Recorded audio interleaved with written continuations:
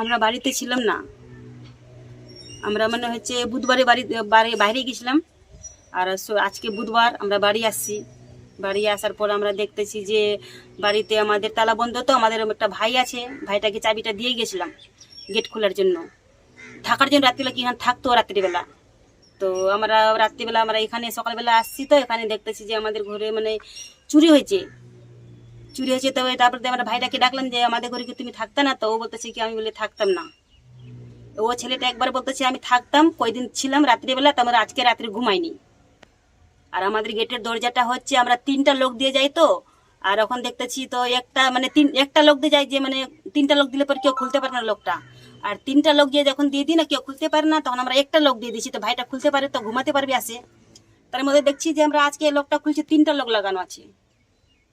আর যতটা আমাদের দাদা কি বলবো, ওগুলো তো আমাদের জিনিস না, না বন্দুকের জিনিস, সবগুলো বন্দুকের জিনিস। কাস্টমার গুলাকে আমরা কি দিব, কি জবাব দেবো? আমাদের তো মানে ফাঁসি থেকে কোনো ইসে নাই।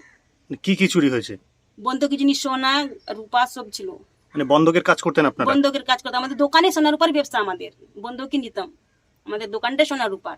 বন্দুকি করতো, জিনিসপত্র মানে বানায় বিক্রি করতো। এর বাবা কালি করতো, জিনিসপত্র বিক্রি করতো। তো আপনারা কোথায় গেছিলেন আপনারা?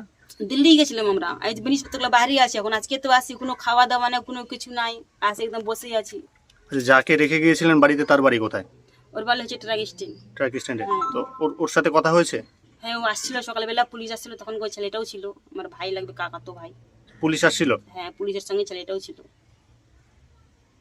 তো এসে আপনারা কি দেখলেন?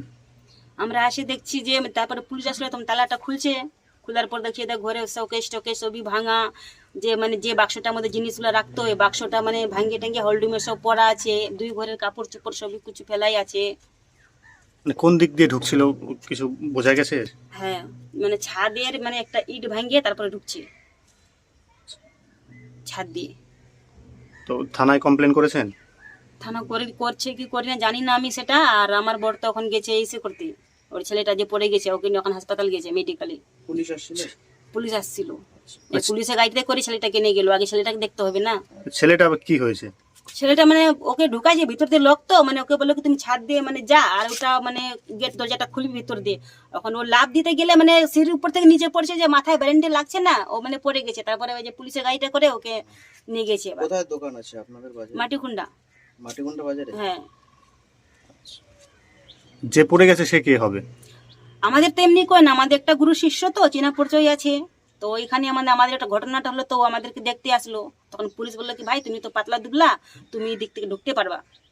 তখন ও দিক থেকে ঢুকছে। মানে ভিতরে ঢোকার সময় পড়ে গেছে ওপর থেকে? ভিতরে ঢোকাতে পড়ে গেছে। আর তারপর তো গেটটা খুলতে পারেনি, তার মধ্যে হচ্ছে এর বাবা মানে হচ্ছে তারপরে ঢুকলো আবার।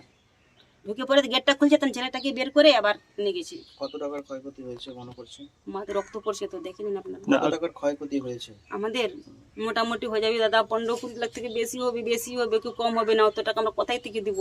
বেশি হবে কোথায় থেকে? আমাদের তো ঘরের জিনিস না ওগুলা, আমাদের কাস্টমারের জিনিসগুলা। এর বাবা বলছে আমরা ফাঁসি দিয়ে মরেই যাবো, কি করবো আমরা, কোথায় থেকে দিব? ঘর তোর জমিনে যে কাগজগুলো আছে না, পেপারগুলো যে আছে না, ওগুলো নিয়ে চলে গেছে, পেপারসগুলো নাই। কারোর উপরে সন্দেহ আপনাদের কিংবা দুশ্মনী কিছু?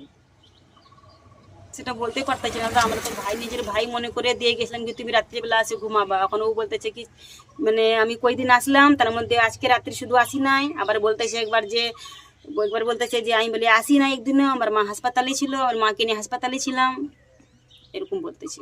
মানে দুরকম কথা বলছে? ও দুরকম কথা বলতেছে। এটা কোন এলাকা এটা? এটা হচ্ছে দুর্গানগর। আপনার নাম কি? যশোদা কর্মকার। আপনার হাজবেন্ডের নাম? সন্তোষ কর্মকার। সন্তোষ কর্মকার। তো এখন কি চাইছেন আপনারা? আমরা চাচ্ছি যে আমাদের জিনিসপত্রগুলো ভালো মতন যেন পাই যায়।